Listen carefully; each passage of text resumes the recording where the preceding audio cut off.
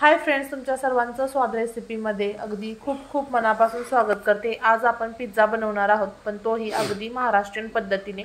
कोणत्याही प्रकारचा बेकिंग सोडा, इनो किंवा ईस्ट काहीही त्यात फर्मेंटेशनसाठी वापरणार नाही आहोत। तर मी संध्याकाळच्या वेळेत भाकरी करत होते आणि माझ्याकडे थोडंसं पिझ्झाचं साहित्य अवेलेबल होतं आणि माझ्या डोक्यात सुरूच होतं की या थोडं जे साहित्य आहे त्याच्यापासून मी काय करू शकते।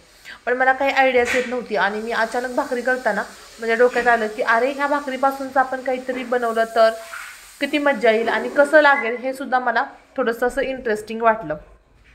तर मग मी आपली रेग्युलर प्रमाणे जी भाकरी करतो तशी भाकरी करून घेतली आणि ती भाकरी भाजून घ्यायची। फक्त जास्त कडक तिला नाही करायची, कारण आपण त्यानंतर तिच्यामध्ये प्रोसेस करणार आहोत। तर आपण आधी भाकरी करून घेऊ। तर भाकरी कच्ची राहू नये याची दक्षता घ्यायची, जास्तही तिला कडक करायची नाही।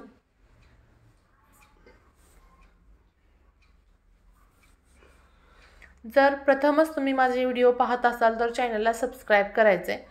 आता ही आपली भाकरी भाजली गेलेली आहे। आता आपण त्याचा पापड थोडासा चाकूच्या मदतीने बाजूला करून घेऊयात, कारण आपण हा भाकरीपासून पिझ्झा बनवतोय तर पूर्ण टेस्ट पिझ्झाची आपल्या या भाकरीला आली पाहिजे। जर तुम्ही कुणाला नाही सांगितलं की हा भाकरीपासून पिझ्झा बनवलाय तर ते लवकर लक्षात सुद्धा येत नाही। आपण पापड थोडासा बाजूला करून घेऊ।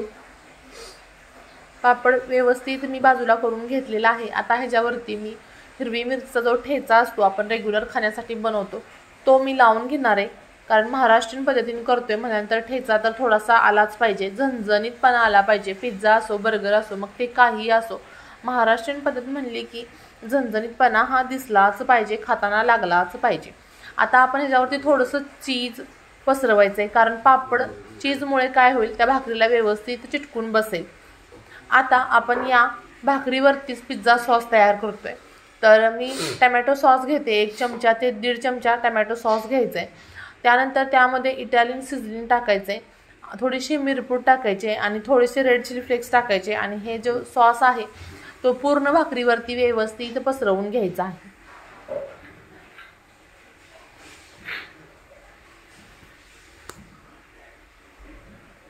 सर्व भाकरीवरती व्यवस्थित पसरल्यानंतर आता आपण पुढची प्रोसेस करूया। पुन्हा थोडंसं चीज घालते मी। त्यानंतर एकदम छोटे छोटे कट केलेले पनीरचे तुकडे, अगदी पौष्टिक रिच प्रोटीनयुक्त आपण हा पिझ्झा तयार केलेला आहे। त्यानंतर थोडीशी शिमला मिरच, मी यातलं बरेचसं साहित्य माझ्याकडे अवेलेबलच होतं आणि भरपूर असा कांदा घालायचा, एकदम बारीक बारीक स्लाइस करून मी घेतलेला कांदा आहे। आणि चीज नंतर घालायचं आहे, म्हणजे जेणेकरून काय होतं जो आपण ह्या भाज्या टाकलेत त्या एकामेकाला चिटकून बसायला मदत होते। त्यामुळे चीज अगदी थोडंसं आधी टाकून घ्यायचं आणि नंतर जे चीज आहे ते नंतर टाकायचं, मग त्यामुळे आपल्या भाज्या व्यवस्थित एकमेकाला चिटकून बसतात। आता भरपूर असं चीज घालायचं।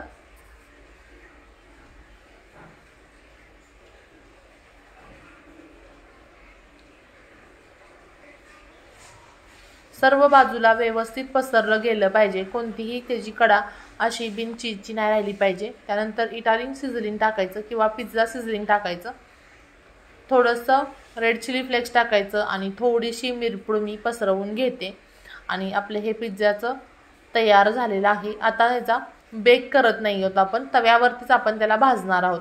तर तवा गरमच आहे, मी आधीच भाकरी करून घेतली होती त्यामुळे तो ऑलरेडी गरम आहे।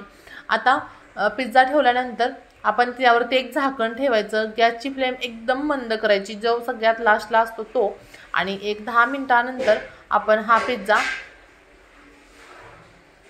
बघायचा आहे। तर खूप छान पद्धतीने जो चीज जे आहे ते मेल्ट झालेलं आहे। आता आपण एका प्लेटमध्ये काढून घेऊयात हा पिझ्झा। वाव, मस्तच। कुणाला सुद्धा असं वाटेल का हा भाकरीपासून बनवलेला आहे। आता आपण याला कट करू आणि याच पद्धतीने अगदी महाराष्ट्रीयन पद्धतीने म्हटलं तरी चालेल आपला हा पिझ्झा तयार झालेला आहे। पुन्हा भेटूया अशाच नवनवीन आणि जायकेदार रेसिपी सोबत। तोपर्यंत बाय बाय।